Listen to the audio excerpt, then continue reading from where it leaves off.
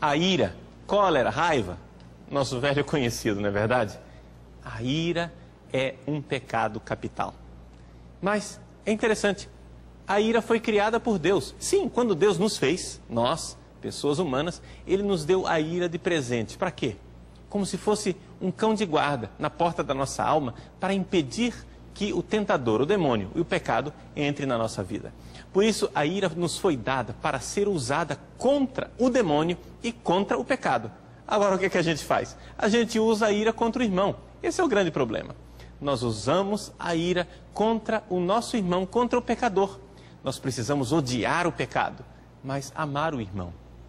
Portanto, a ira é uma virtude de Deus que, dirigida para o lugar errado, termina sendo um pecado capital, um pecado terrível, porque destrói e mata o nosso irmão. Dizem os antigos escritores da igreja que não existe pecado que torne a gente mais semelhante ao diabo do que a ira, porque nós somos quase que como uma serpente voltada para o pecado. Como é que nós podemos nos curar da ira?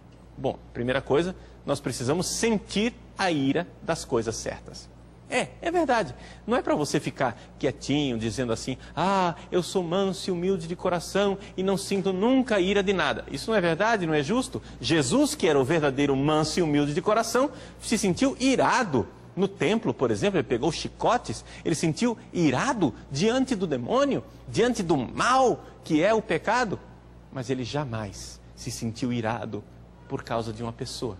Ele acolhia os pecadores, como acolheu Maria Madalena, como acolheu a tantos pecadores, inclusive até Judas foi amado por Jesus até o fim.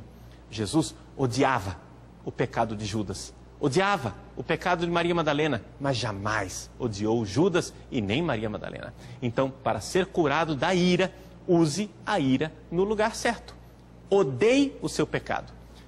Um conselho, tem, por exemplo, salmos. Vários salmos que são salmos irados, que falam contra inimigos, que dizem que os inimigos devem ser espezinhados, massacrados e mortos. Muito bem.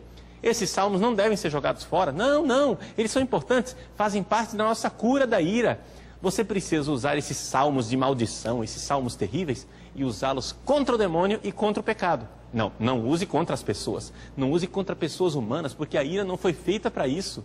A ira é como um cachorro que Deus colocou na porta da nossa alma e nós precisamos usar no lugar certo. E o lugar certo da ira é contra o diabo, é contra o pecado e não contra o nosso irmão.